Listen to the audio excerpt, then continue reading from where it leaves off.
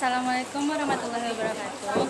Halo semuanya, semoga semuanya sehat selalu dan selalu berbahagia. Baiklah, pada kesempatan kali ini, perkenalkan nama saya Aulia Muswa Putri, NIM 19231056, berasal dari jurusan Pendidikan IPA, Universitas Negeri Padang.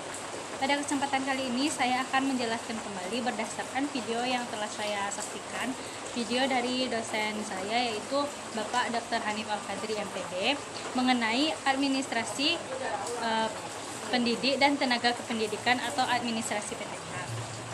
Baiklah, langsung saja kita mulai. Baiklah, administrasi pendidikan dan tenaga kependidikan atau administrasi PTK. Nah, administrasi pendidikan dan tenaga pendidikan atau manajemen secara umum itu terkait dengan proses pengelolaan 7M dan 1I yang telah kita bahas pada pertemuan lalu. Salah satu dari 7M itu adalah men atau manusia. Salah satunya yang akan dibahas yaitu pada materi kali ini yaitu pendidik dan tenaga kependidikan.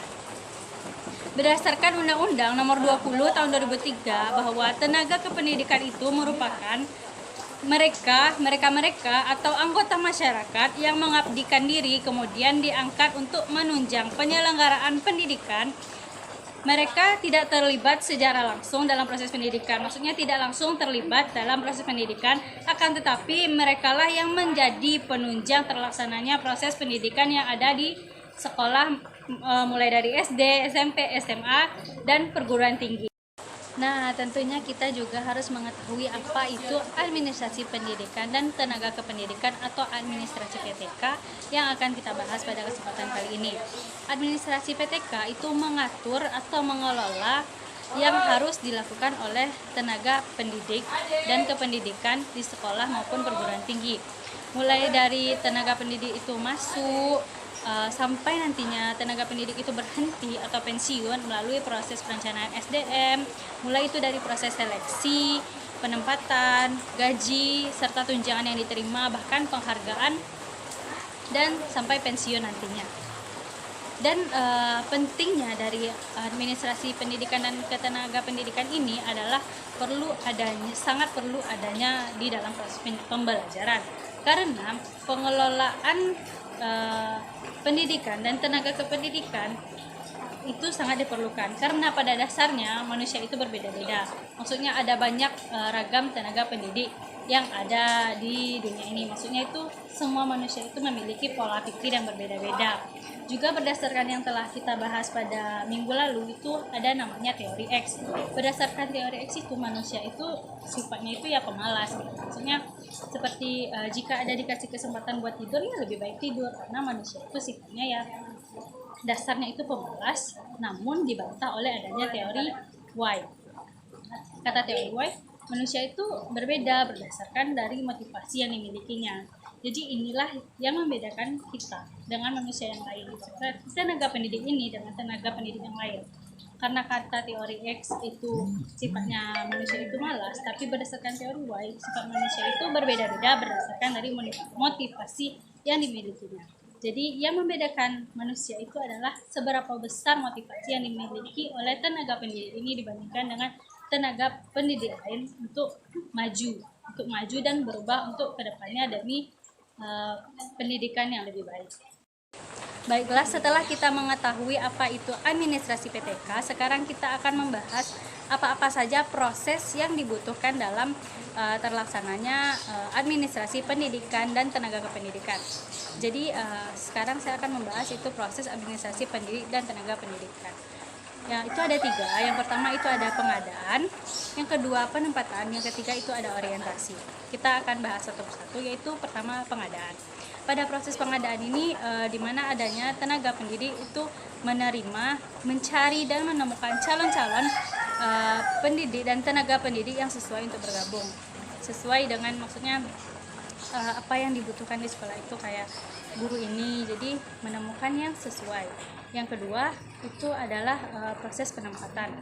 Setelah tenaga pendidik tersebut diterima, maka kan ada namanya proses penempatan, di mana dia ditempatkan di sekolah mana, posisinya apa.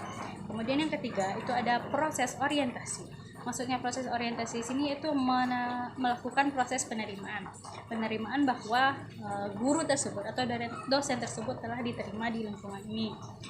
Untuk mencapai tujuan orientasi yang sama, tentunya kita harus menimbulkan rasa kekeluargaan antar guru ataupun dosen. Jadi diperlukannya proses orientasi. Baiklah, itu 3 prosesnya. Sekarang ada hal-hal yang harus diperhatikan dari proses-proses tersebut. Yang pertama itu dalam proses pengadaan yang tadi itu ada beberapa hal yang perlu diperhatikan. Yang pertama itu analisis. Maksudnya di sini itu analisis kebutuhan tenaga kerja apa yang dibutuhkan di sekolah tersebut. Maksudnya kayak bukan sembarang terima aja, kayak kamu guru ini terima, bukan kayak gitu. Maksudnya kayak dianalisis dulu di sekolah ini yang dibutuhkan tuh guru bahasa Indonesia atau guru biologi gitu. Jadi diperlukan analisis terlebih dahulu sebelum melakukan penerimaan pendidik dan tenaga pendidik. Yang kedua itu rekrutmen atau penerimaan. Jika sudah dianalisis dan melalui proses-proses tertentu, baru bisa direkrut atau diterima di tempat tersebut. Kemudian itu adanya seleksi. Setelah direkrut tadi, itu juga akan melakukan seleksi. Maksudnya itu memilih yang terbaik di antara yang baik, yang sesuai standar, bukan karena dia anak ini atau dia ada orang dalam, bukan seperti itu, tapi yang memang pantas dan sesuai standar dan sesuai syarat yang ditentukan oleh tempat tersebut. Selanjutnya proses yang kedua yaitu proses penempatan. Setelah melakukan proses pengadaan tadi, yaitu proses penempatan. Di sini itu menempatkan mereka-mereka yang diterima sesuai dengan kebutuhan dan jabatan yang diperlukan di tempat tersebut, dan juga tentunya sesuai dengan skill yang dimiliki oleh orang tersebut untuk mencapai tujuan akhir.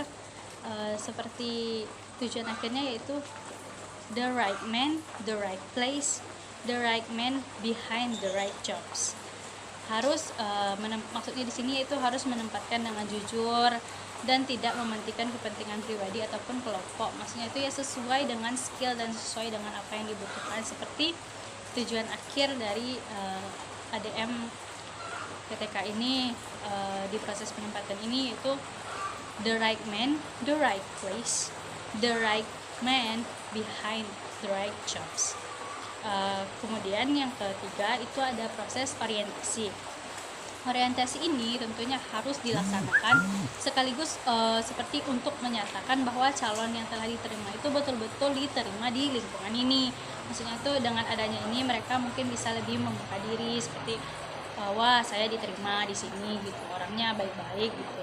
Dan juga tidak menimbulkan kecanggungan atau awkward nantinya. Jadi seperti kita melakukan orientasi ini proses perangkulan terhadap orang-orang yang baru bergabung, dan juga nanti orang yang baru bergabung, tenaga pendidik yang baru bergabung ini seperti mengetahui wah nanti kayak gini tanggung jawab saya, orang-orangnya kayak gini gitu, dan dia tahu bagaimana harus bekerja keras nantinya. Kemudian dalam administrasi pendidik dan tenaga kependidikan ini tentunya kita akan melakukan hak dan juga kewajiban. Biasanya itu orang-orang akan mengambil hak dulu baru melaksanakan kewajiban. Itu salah, sangat salah. Maksud saya itu kita harus melaksanakan kewajiban dulu. Setelah semua kewajiban kita laksanakan, maka kita berhak mendapatkan hak. Jadi setelah kita melaksanakan kewajiban, apa yang harus kita lakukan, selesai semuanya, baru kita berhak untuk mendapatkan hak yang karena kita berhak, karena kita juga sudah menyelesaikan kewajiban. Seperti yang telah saya sebutkan tadi, kita tenaga pendidik itu akan berhak mendapatkan hak yang harusnya mereka miliki. Hak-hak apa saja yang tenaga pendidik bisa dapatkan setelah melaksanakan kewajibannya.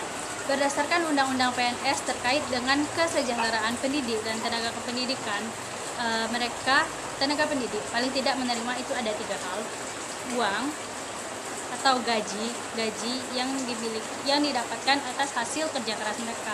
Jadi gaji ini didapatkan karena mereka telah melaksanakan kewajiban dan berhak untuk mendapatkan gaji. Yang kedua itu ada tunjangan.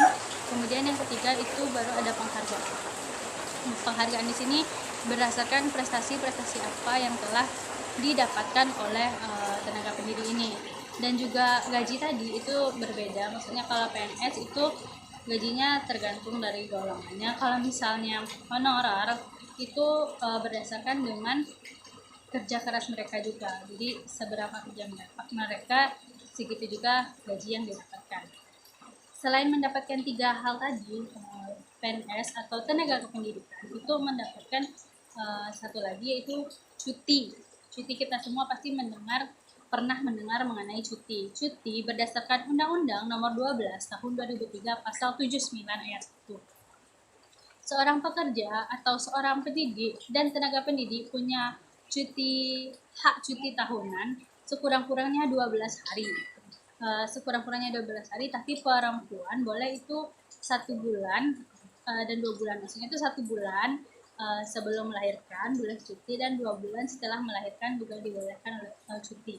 Tapi itu berlaku di negara kita, dan di negara lain itu ada juga yang berbeda. Maksudnya seperti dapat cuti juga suaminya, maksudnya kan istrinya hamil, jadi suaminya dapat cuti karena bisa menemani anak mereka yang nanti baru lahir, atau menemani istrinya akan melahirkan. Jadi tapi di negara kita belum ada. Di negara kita hanya itu dapat cuti kurang-kurangnya 12 hari dan sebulan sebelum melahirkan bagi ibu hamil, dan 2 bulan setelah melahirkan. Selain itu, hak-hak yang didapatkan itu yang terakhir itu ada pembinaan dan pengembangan. Apa maksudnya pembinaan dan pengembangan ini? Itu yang pertama dilakukan untuk pembinaan dan pengembangan itu adalah kita menentukan kebutuhan atau sasaran, identifikasi dari prinsip belajar dan manfaat apa yang didapatkan dari pembinaan ini. Karena kita tenaga pendidik saat melakukan pembinaan dan pengembangan ini menggunakan uang negara, jadi alangkah lebih baiknya menggunakan uang dengan sebaik-baiknya. Seperti melakukan workshop, pasti kita semua pernah mendengar workshop atau pelatihan atau berbagai macam pengembangan dan pembinaan yang dilakukan untuk tenaga pendidik. Ada workshop, pelatihan, seminar, ada banyak lagi yang didapatkan dari proses pembinaan dan pengembangan ini. Setelah dilaksanakannya semua proses dari administrasi pendidik dan tenaga kependidikan ini, semuanya dari mulai tenaga pendidik ini masuk, tes, semuanya, penempatan, bahkan orientasi, setelah bahkan dia bekerja, itu terakhir kita perlu melakukan evaluasi. Apa ini maksud evaluasi ini? Evaluasi ini dimana kita menilai sejauh mana kapabilitas pendidik dan tenaga pendidik ini sudah berjalan, apakah sudah sesuai dengan harapan dan sebagaimana mestinya, dan tidak ada yang dirugikan dari hal tersebut. Maksudnya kita menilai sudah sejauh mana nih kita berjalannya, apakah sudah sesuai dengan yang diharapkan dan tidak ada yang dirugikan, dan apa-apa saja yang dinilai dalam proses evaluasi ini. Itu ada 5W, 1A. Pertama itu what itu apa yang dinilai. Yang kedua itu ada why, kenapa hal tersebut dinilai. Apa itu where, di mana penilaian tersebut berlangsung. Yang keempat itu where. Yang keempat itu when, where tadi sudah. When itu kapan penilaian berlangsung. Yang kelima itu who, siapa yang menilai. Yang keenam itu how, bagaimana proses penilaiannya. Dari 5W1H tadi apa-apa saja yang dinilai. Dari kita sudah sebutkan tadi kan, who, what, where, when, why, how, apa saja yang dinilai. Yang dinilai adalah kinerja sebagai standar terlaksana baik atau tidaknya administrasi pendidikan dan tenaga pendidikan. Unsur-unsur yang dinilai itu sebenarnya ada banyak, seperti kesetiaan, bagaimana setianya tenaga pendidik ini, ada prestasi kerja, disiplin waktu, kreativitas, inovatif, kerjasama, kepribadian. Ada banyak unsur yang dinilai dari proses ini. Kemudian dalam proses administrasi pendidik dan tenaga pendidikan itu perlunya ada kerjasama antara lembaga dengan tenaga pendidik, karena seperti yang kita ketahui, guru atau dosen itu lebih melihat bagaimana proses belajar dengan mahasiswa karena mereka yang bertatap muka, jadi perlunya adanya kerjasama. Baiklah, hanya sekian dari saya, semoga dapat dipahami. Lebih dan kurangnya saya mohon maaf. Assalamualaikum warahmatullahi wabarakatuh.